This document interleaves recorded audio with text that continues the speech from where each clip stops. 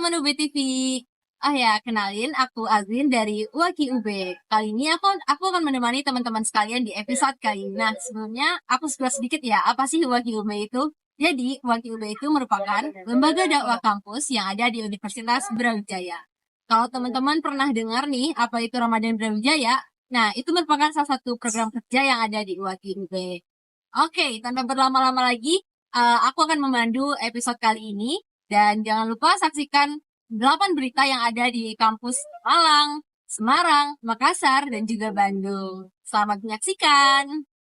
Menyambut DIS Universitas Brawijaya ke-62, panitia pelaksana menggelar trekking di kawasan UB Forest. Kegiatan tersebut diikuti oleh unsur pimpinan mulai dari rektor, wakil rektor, anggota senat universitas hingga dekan di lingkungan Universitas Brawijaya. Nampak hadir Rektor Profesor Widodo beserta para wakil rektor dan juga sekretaris universitas. Trekking bersama ini menempuh jarak sekitar 2 km menjadi ajang untuk olahraga bersama sambil menikmati suasana segar di kawasan hutan tersebut. Selain itu, panitia juga mempersiapkan penanaman pohon secara simbolis dari setiap unsur pimpinan universitas hingga fakultas. Sejumlah jenis pohon yang ditanam ini merupakan bagian dari gerakan menjaga alam dan juga unsur pelestarian. Setiap tahun Universitas Brawijaya menanam berbagai pohon langka dan produktif sebagai upaya untuk menjaga alam dan melestarikan vegetasi asli Indonesia.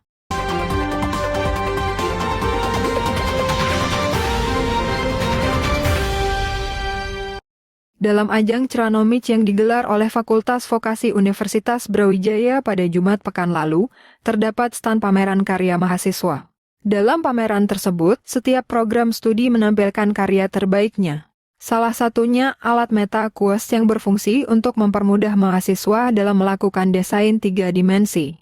Berbasis virtual reality, alat tersebut sangat mendukung mahasiswa dalam merancang karya terbaiknya.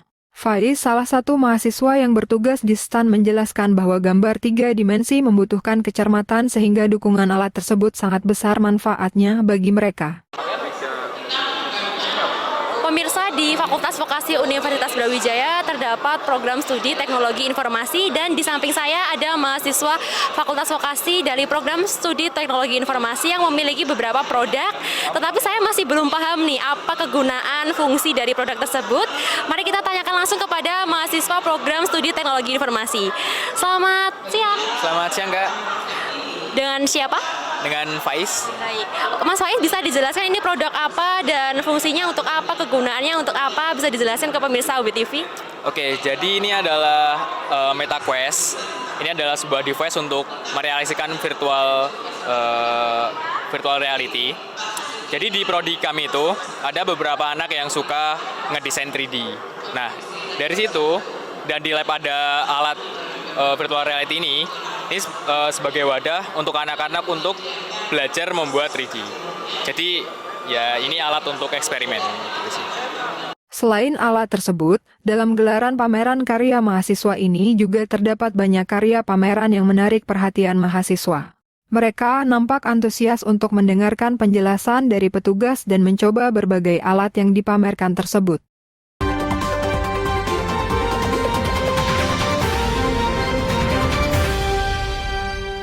Dekan Fakultas Vokasi Universitas Brawijaya Muhammad Khalid Mawardi mengatakan bahwa saat ini pihaknya sudah menerapkan pembelajaran project-based learning dan juga project global.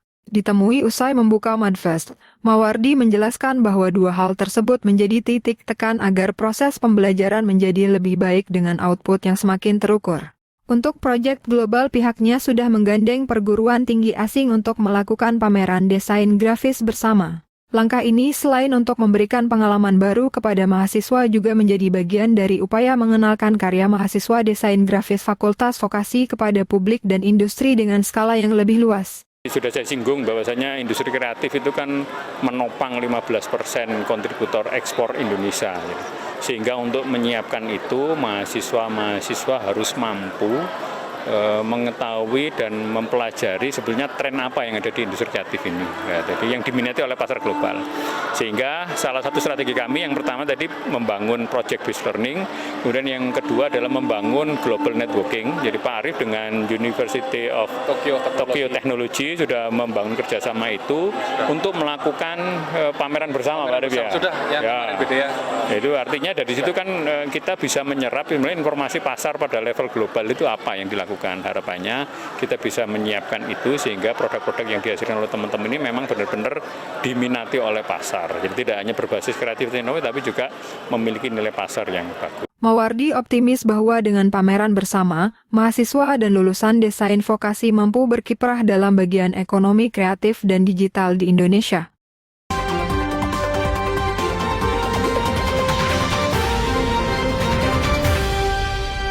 Jumlah mahasiswa internasional yang terus bertambah dari tahun ke tahun menjadi bukti bahwa Universitas Semarang berhasil membangun reputasi yang baik di kancah internasional. Hal tersebut diungkapkan oleh Rektor USM Dr. Supari STMT pada Jumat 15 November 2024 di ruang Rektor Gedung Menara USM. Di kesempatan tersebut, Dr. Supari mengungkapkan tidak hanya fokus pada kualitas pendidikan, tetapi USM juga gencar dalam pengembangan soft skills mahasiswa termasuk kemampuan dalam beradaptasi dengan budaya yang berbeda. Ini menunjukkan bahwa Universitas Semarang juga semakin diminati oleh calon-calon mahasiswa dari luar negeri, dan USM semakin dikenal juga secara luas bahkan sampai ke luar negeri. Dan dari waktu ke waktu jumlah mahasiswa asing semakin meningkat. Ini sebuah capaian yang meskipun pelan tapi pasti adalah sebuah hasil dari perjuangan bahwa USM akan terus berkarya, terus bergerak, terus berinovasi supaya lebih dikenal dan bermanfaat bagi orang banyak bahkan sampai ke luar negeri. Arsenia, salah satu mahasiswa asal Timor Leste yang meraih beasiswa akademik di USM mengungkapkan rasa bahagianya karena dapat menempuh pendidikannya di USM. Menurutnya, USM memiliki fasilitas lengkap mulai dari perpustakaan, laboratorium, hingga tempat olahraga. Senang, terutama senang datang ke sini, soalnya di sini tuh fasilitasnya lengkap, terus kita bisa ngapain aja tuh ada. Terus di sini tuh bagus juga, tempatnya luas, jadi kita aman lah di sini. Terus kita bisa ketemu orang-orang berbeda, kayak saya lagi dari luar negeri, saya bisa ketemu orang-orang di sini di universitas ini yang berbeda dengan saya. Saya dapat beasiswa, jadi ada Universitas Semarang. Pertama saya belum tahu tentang Universitas Semarang tuh gimana. Pas saya datang ke sini, ya saya bilang dalam hati kalau nggak salah pilih Universitas Semarang, bagus gitu. Universitas Semarang membentuk International Office untuk mendukung peningkatan mobilitas mahasiswa internasional. Ayu bertugas mengurus berbagai hal terkait dengan mahasiswa asing, mulai dari penerimaan hingga kegiatan kemahasiswaan.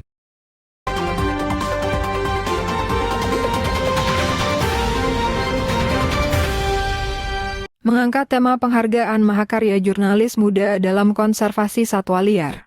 Awarding Wildlife Journalism Competition 2024 dibuka langsung oleh Wakil Rektor 3 Profesor Rizky Abdullah SSIAPT PhD, bersama Dekan Fikom Unpad dan Kepala Pusat Studi Komunikasi Lingkungan, serta dihadiri oleh Civitas Fikom Unpad dan para nominator. WJC 2024 menghadirkan 2 seminar, yakni The Power of Forest menelisik kebermanfaatan pohon bagi manusia dan satwa, dengan pembicara yakni Nunu Anugrah SHUTMSC dari Kementerian Kehutanan, serta Asril Abdullah MSI dari Sumatera Orangutan Conservation Program. Adapun seminar kedua mengangkat tema Environmental Issue melihat konservasi satwa liar dalam kacamata jurnalis, oleh Joni Aswira Putra dari Society of Indonesian Environmental Journalists, serta peneliti Pusat Studi Komunikasi Lingkungan Fikom Unpad Dr. Herlina Agustin. Sejumlah karya dari nominator dan pemenang diumumkan dalam kegiatan ini, yakni pemenang kategori fitur yang dijuarai oleh tim Zunoker dari Universitas Pajajaran, juara kategori foto story oleh Iswahyura dari Universitas Yudharta Pasuruan, serta video dokumenter yang dimenangi oleh Lagas Tim yang mengangkat cerita di balik tempurung dari Universitas Udayana. Peneliti komunikasi lingkungan Vkom Unpad Dr. Herlina Agustin menyebut, melalui kegiatan ini diharapkan kepedulian terhadap kelestarian satwa liar akan semakin besar. Sebenarnya masih bisa ditingkatkan. Ini yang terbaik dari semua yang masuk, tapi masih bisa ditingkatkan. Kita menunggu karya-karya yang lebih baik di tahun depan. Mudah-mudahan ada jalan untuk bikin kompetisi jurnalisme satwa liar tahun 2025. Jadi saya minta semua mahasiswa, jurnalis, karena nanti akan dibuka juga untuk mahasiswa dan jurnalis, juga mungkin masyarakat umum, untuk bersiap-siap mengikuti kegiatan ini. Tentu saja kepedulian yang lebih besar terhadap pelestarian satwa liar. Karena satwa liar adalah bagian dari ekosistem, di mana kita juga menjadi bagian dari ekosistem tersebut. Kalau ekosistem ini rusak karena satwa liarnya punah, ya udah pasti manusianya juga hanya tinggal nama ya, karena juga pasti akan ikut punah. Dari Jatinangor, Sumedang, tim liputan Divia Unpad TV melaporkan untuk Ubud TV.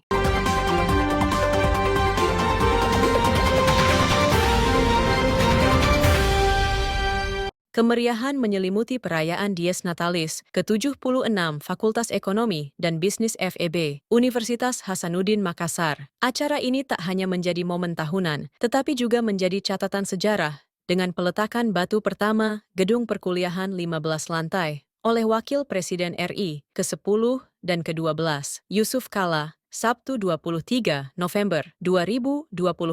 Yusuf Kala yang juga alumni Fakultas Ekonomi Unhas meminta agar gedung baru tersebut dirancang dengan konsep yang mudah diakses, modern, dan multifungsi. JK juga menekankan pentingnya peran universitas dalam menghadirkan solusi bagi persoalan bangsa. Menurutnya, universitas harus terus berkembang untuk menjawab kebutuhan masyarakat dan tantangan zaman. Ia pun mengapresiasi langkah FEB Unhas dalam meningkatkan kualitas pendidikan melalui pembangunan infrastruktur baru. JK pun mengingatkan, keterbatasan lahan parkir harus diantisipasi sejak dini untuk mendukung kelancaran operasional gedung tersebut. Ya, universitas kan mengembangkan ilmu. Di samping belajar juga mengembangkan ilmu. Karena itu Fakultas Ekonomi di samping mempelajari teori dasar juga mengembangkan kebijakan, mengembangkan suatu meneliti, mengembangkan tentang pembangunan suatu daerah. Itu dilihat bersama dengan fakultas lain dan teknologi. Dan itu kita harapkan selalu begitu. Peletakan batu pertama gedung baru FEB ini Unhas turut dihadiri Rektor Unhas Profesor Dr. Insinyur Jamaluddin Jompa MSc, Dekan FEB Unhas Profesor Rahman Kadir, Ketua IKA FEB Unhas Hendra Nur Saleh, Pemimpin Wilayah Askrindo Jakarta, serta dua putri Yusuf Kala, yakni Lisa Yusuf Kala dan Ira Yusuf Kala. Menurut Rektor Unhas, Profesor Jamaluddin Jompa, pembangunan tersebut dapat memotivasi fakultas-fakultas lain untuk terus berinovasi dan berkontribusi dalam peningkatan kualitas pendidikan. Jadi Assalamualaikum warahmatullahi wabarakatuh, Bapak Ibu Saudara-saudara, para pemirsa Unas TV. Hari ini momentum untuk Fakultas Ekonomi berulang tahun yang ke-76. Usia yang kelihatannya, kedengarannya kok aneh, lebih tua anaknya daripada induknya. Ini adalah pertanda bahwa Fakultas Ekonomi bukanlah Fakultas Ekonomi biasa, karena sekaligus Fakultas Ekonomi tertua di Indonesia. Sehingga wajar kalau di ulang tahunnya yang ke-76 ini, momentum ini kita peringati kembali, kita ingatkan kembali, kita semangati kembali untuk Fakultas Ekonomi Bisnis Unhas untuk selalu menjadi di top of Indonesia. Harus bisa dibuktikan dalam berbagai dimensi, bukan hanya akademik, tapi juga non-akademik. Dan tentu di hari ulang tahun yang ke-76 ini, Pak Dekan, terima kasih telah merancang menghadiahi para penerusnya, para keluarga besar Fakultas Ekonomi tentu, dan juga Unhas, suatu fasilitas modern yang insya Allah kemudian dibangun tahun ini atau awal tahun depan, suatu gedung modern yang berlantai 15 menandai era baru Universitas Hasanuddin, juga diawali dari Fakultas Ekonomi yang berani melebihi 10 tingkat. Ya, dan itu adalah simbolik juga bahwa semangat Unhas bukan lagi semangat biasa, tapi semangat untuk tumbuh berkembang, maju terus, dan tentu kita butuhkan sumber daya manusia yang semakin unggul juga, ya. Jadi nanti gedungnya megah, dosennya keren-keren, pendidiknya juga hebat, tapi juga mahasiswa dan alumninya akan semakin keren. Oke, selamat Pak Dekan. Ya. Dalam kesempatan itu, Dekan FEB Unhas, Profesor Rahman Kadir menyebut pembangunan gedung baru ini bertujuan meningkatkan efektivitas waktu dan layanan perkuliahan. Saat ini, FEB Unhas memiliki 3 lokasi kampus, yakni 2 di Tamalan Rea dan 1 di Baraya. Gedung baru di Tamalan Rea diharapkan dapat menjadi solusi atas fragmentasi lokasi yang ada. Fakultas Ekonomi dan Bisnis Unhas sendiri berusia lebih tua dari Unhas. Pada awalnya, FEB Unhas merupakan bagian dari Universitas Indonesia yang membagi fakultasnya ke beberapa daerah di Indonesia. Kini di usia ke-79, FEB Unhas terus menunjukkan komitmennya dalam mendukung kemajuan pendidikan tinggi di Indonesia. Dari Makassar, tim liputan Unhas TV melaporkan untuk UB TV.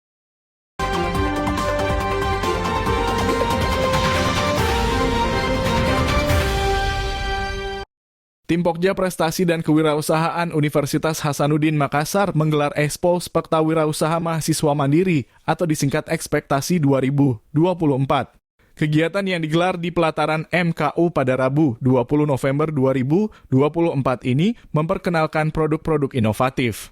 Sebanyak 107 tim mahasiswa yang berhasil mendapatkan pendanaan melalui program Mahasiswa Wirausaha PMW mengikuti ajang Expo ini, di mana mahasiswa memamerkan produk-produk inovasi mereka. Selain memamerkan produk wirausaha, tim PMH Unhas juga menjajakan produk mereka kepada seluruh pengunjung yang datang. Produk wirausaha mahasiswa terdiri dari berbagai kreasi minuman, makanan, cemilan sehat, produk aksesoris, dan banyak lagi.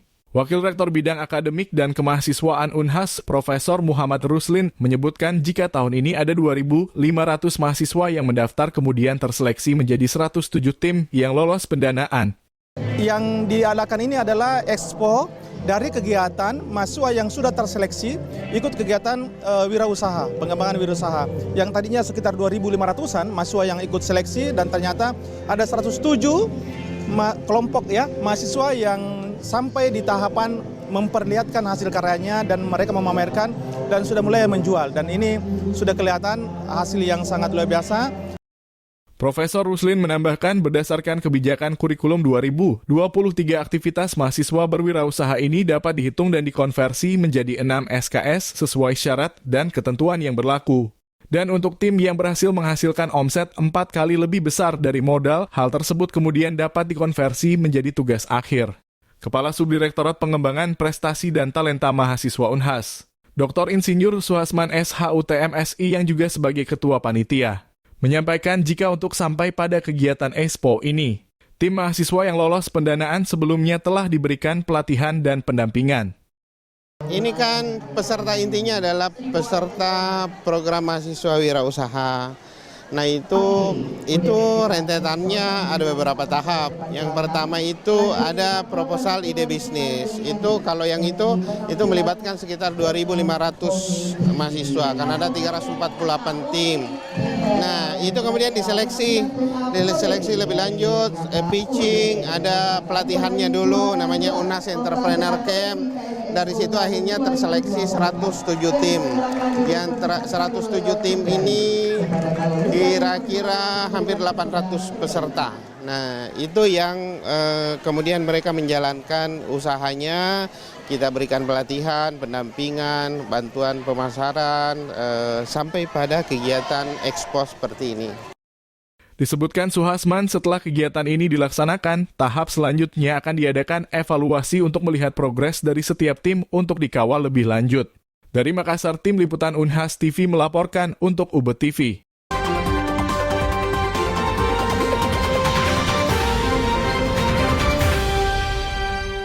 Puluhan mahasiswa Fakultas Ilmu Komputer Universitas Brawijaya antusias mengikuti kegiatan donor darah yang digelar oleh Badan Eksekutif Mahasiswa Filkom. Kegiatan yang bekerja sama dengan Palang Merah Indonesia ini kembali diaktifkan setelah sempat vakum sejak tahun 2017. Ketua Pelaksana Gita mengatakan bahwa kegiatan ini dilatar belakangi oleh kebutuhan stok darah di Palang Merah Indonesia Kota Malang yang cukup tinggi. Oleh karena itu, pihaknya tergerak untuk ikut berkontribusi dengan mengajak mahasiswa untuk ikut mendonorkan darahnya melalui kegiatan tersebut. Ini ada acara donor darah, kami bekerja sama dengan PMI dengan tema One Drop Save Life. Jadi kami berkeinginan untuk membantu teman-teman yang membutuhkan donor darah dan teman-teman yang ingin mendonorkan darahnya bisa datang ke sini gitu. Siapa penyelenggara di acara ini dan apa latar belakangnya? Baik, jadi penyelenggaranya itu di BEM Philkom, lebih tepatnya di Kementerian Sosial dan Lingkungan. Dan kami bekerja sama juga dengan PMI. Latar belakang diadakannya acara itu apa? Karena kami melihat terakhir BEM Philkom itu berkolaborasi dengan PMI itu sekitar 2017. Jadi kami mengadakan kembali kegiatan tersebut. Oke, baik. Lalu praktis yang didatangkan ini dari PMI semua? Nggih, ya dari PMI semua. Kegiatan ini memiliki tujuan agar mahasiswa memiliki kepekaan sosial terhadap kondisi sekitar dan tergerak untuk ikut memberikan kontribusi untuk mengatasi persoalan tersebut. Diharapkan mahasiswa Philkom nantinya memiliki kepekaan sosial tinggi dan mampu memberikan solusi secara bersama dengan berbagai unsur lainnya. Nah, gimana nih episode kali ini teman-teman? Seru bukan? Oh ya, tadi aku kan sempat mention UAKI UB. Nah, buat teman-teman yang penasaran sama UAKI UB, boleh nih dicek IG-nya UAKI UB. Sekarang boleh dicek di Instagram. Nah, Kampus Plus 62 bakalan hadir setiap hari Jumat pukul 14.30 dan juga akan hadir di YouTube UB TV Brawijaya di setiap minggu pukul 1 siang. Jadi buat teman-teman semuanya, jangan lupa buat nonton ya. Jangan lupa like, comment, share, dan subscribe agar UB TV semakin berkualitas.